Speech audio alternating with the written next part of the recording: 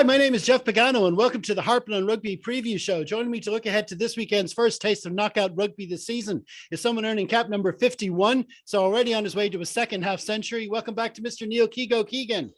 How are we? I hope you have fully recovered from the Grand Slam, the canned ham. Part of me has not come back to life yet. So yeah, we're going to continue that tomorrow.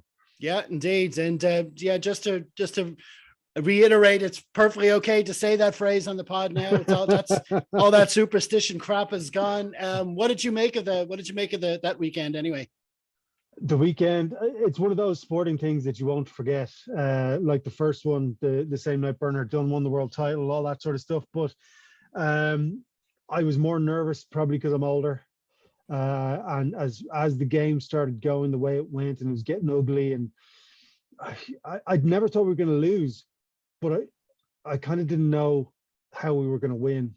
And then all these moments started building up, and then I completely forgot it was another bonus point win. You know what I mean? It was one of those games. So, an ugly win, I think they'll look back and they'll go, maybe we should have put the foot down and not let the occasion get to us. But they are human beings. But again, it was a pressure situation. They came through it with a bonus point. History doesn't remember how we played, just the score. Exactly. What did you make of the red card? I've heard people say yes, people say no. For me, it was. Now again, the game is easy from the couch. I think that's something to point out. But that's a given. That's a given on this pod. Absolutely. But he was in the air. He was coming in with so much speed that he couldn't control himself. There was always going to be a collision. Now they've taken the red card off him, which basically means that that's okay. And we're kind of going, surely the entire point is any head collision. There was no malice there, obviously, but he just wasn't controlling himself. So it's a red card. But they're now saying that's fine.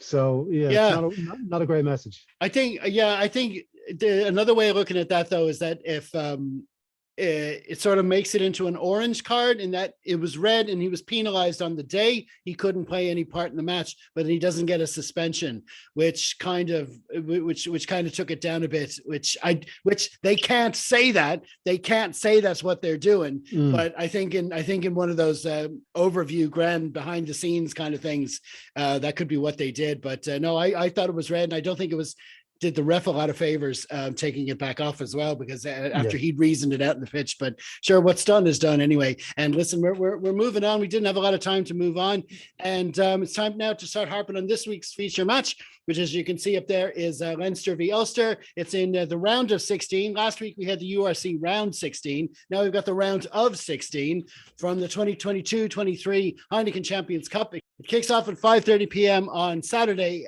April the 1st.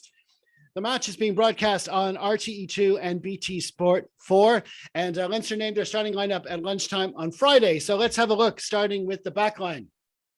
At fullback, we've got Hugo Keenan. The wingers are James Lowe and Jordan Larmour. The centers are Robbie Henshaw and Jimmy O'Brien, and the halfbacks are Jemison Gibson Park and Ross Byrne.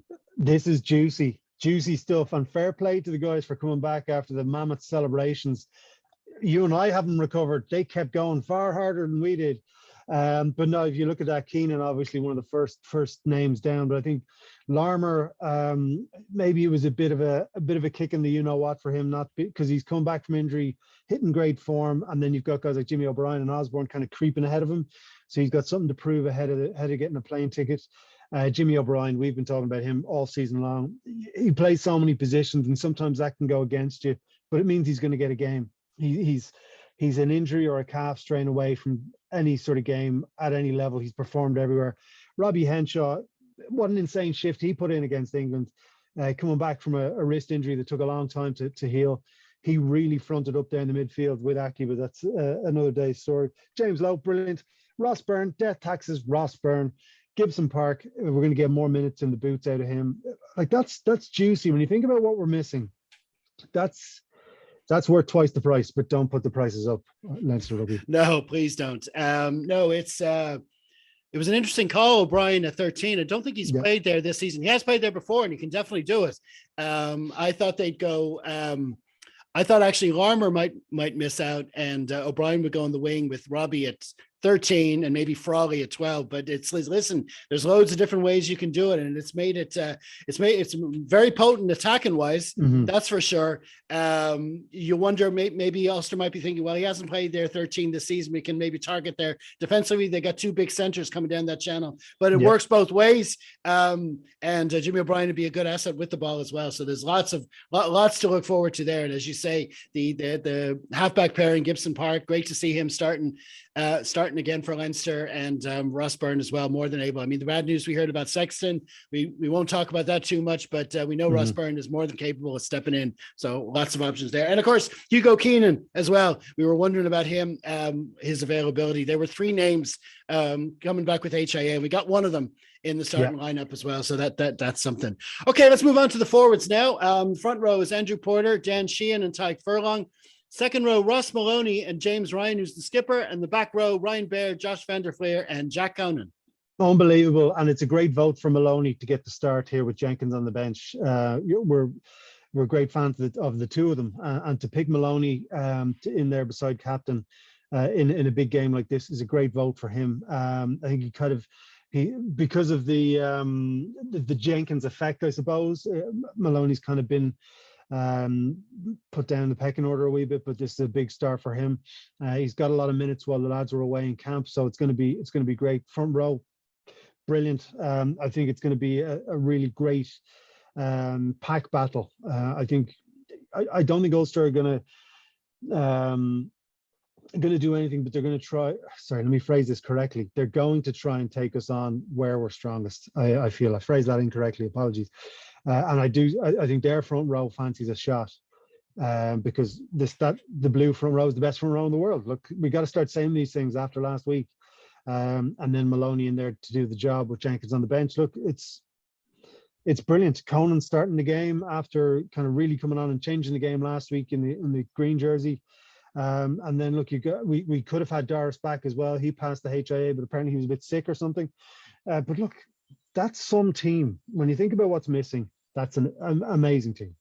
Yeah, when you look at what Ulster are going to be planning to do, I mean, we know where they're strong. We're especially strong if they get any penalties around midfield.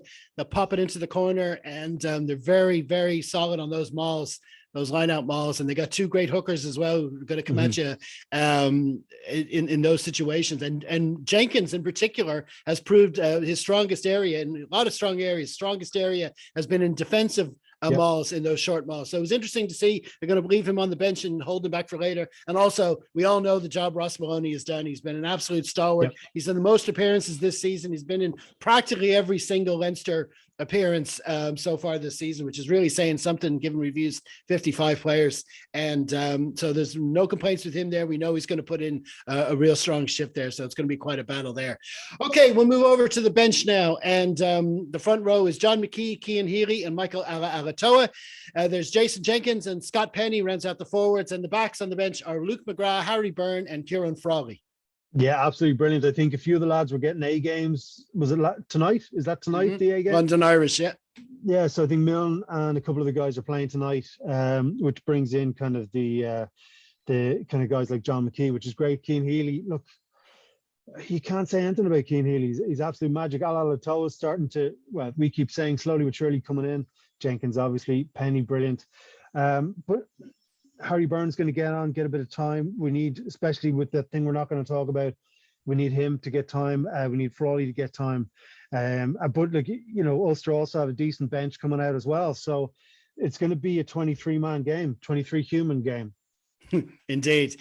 And so it's going to be definitely going to be interesting. All right. I mean, we've got so many versatile options that we've been saying. That could have been Frawley, could have been Osborne. If someone else, if Ringrose was playing, maybe O'Brien or someone could have been on that 23 jersey. But anyone there, they can fill out a lot of positions. And like I say, we might need Jenkins in those closing stages as well. So we'll see how that goes.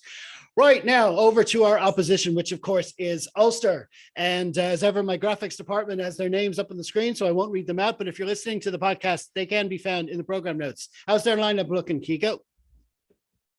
Looking good. You know, there's a lot of guys in form. Herring's in form, came on, did the job last week. I like Treadwell. Treadwell in there against Ryan and Maloney is going to be pretty good. Their weakness, and I don't like I don't like saying it about people, but their 10 is not a quarterfinal 10. I think Burns is. I think we can aim at him and kind of rattle him, which I think is what we're going to do. We send Josh or Conan or someone straight down at him and see how he gets on. I think that's where they may come out.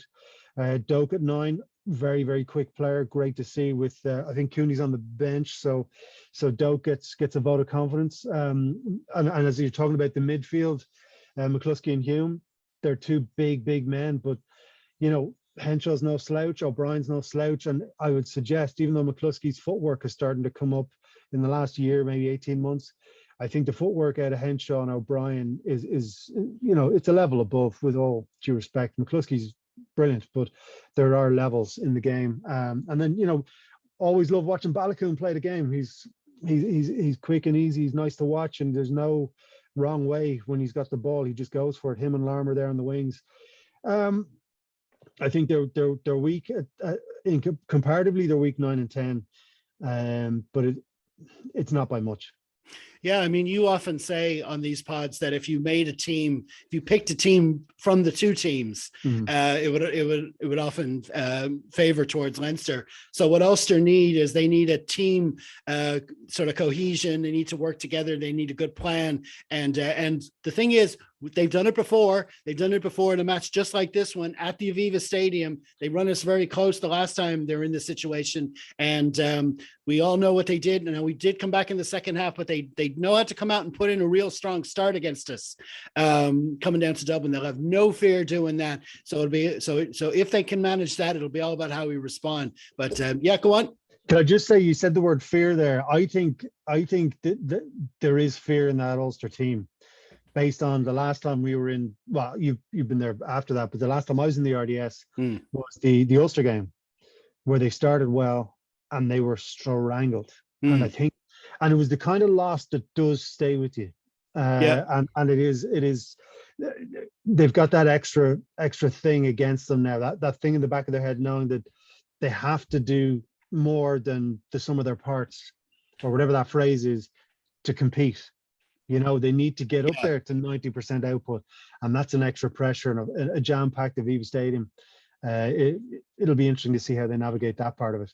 Yeah, no, I agree with you there. It's kind of like the fear we used to have against the All Blacks. That no matter how well prepared you are, it's almost you kind of feel in the back of your head there's this inevitability that they're going to fight back, and I think we're seeing that in reverse from a Leinster perspective now. But so it'll all be how they handle it if even if they do start to build a lead. Okay, so we'll move on to the officials now, and as you can see, Luke Pearce. It's an all English panel there with Luke Pearce holding the whistle. The weather for Dublin is meant to be mostly cloudy with a couple of showers, not as windy as it was last weekend, but there's supposed to be a bit of rain around D4. So we'll see if that affects the conditions. And that brings us, of course, to our prediction time. We put our head on the block to see how the provinces are going to do this weekend. We'll start with Munster, who play the Sharks. I haven't seen the Munster team. So obviously I would like them to win. I think last week was awful.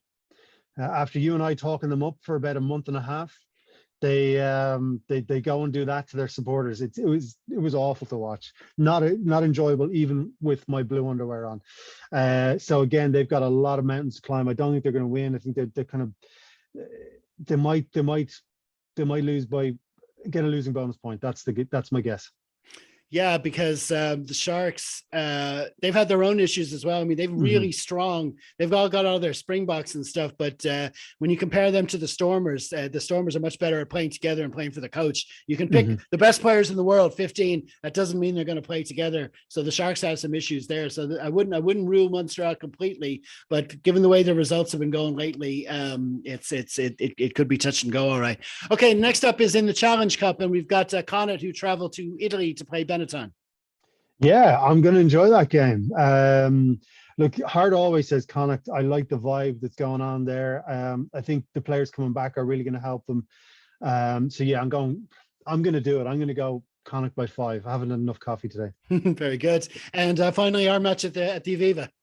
It's us by 10. I think that fear factor that is that anytime anyone sees a blue jersey, it's real and it's right there. And once Leinster start either like you say, it's either an opening attack or an opening defensive stand. Once that happens, you'll start seeing Leinster creeping forward. Leinster Jitsu is going to creep in, and we're going to be looking at +10 and having a cheeky brew afterwards.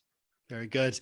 Okay, and just one last thing before we finish. Best of luck to the Irish women's team who continue that. They didn't get off to a great start, so here's to it. And it's not getting any easier for them. They got the French playing them down in Cork this weekend, but best of luck to the girls anyway. And we're going to leave it there. Many thanks to Keego for joining me for another preview show. Cheers. Have a great weekend. I'll see you tomorrow. And be sure to join the conversation on Mastodon throughout the match. Then maybe head over to our Facebook page at full time to leave your thoughts there. In the meantime, enjoy your weekend of rugby wherever you are and stay safe, everyone. Slán.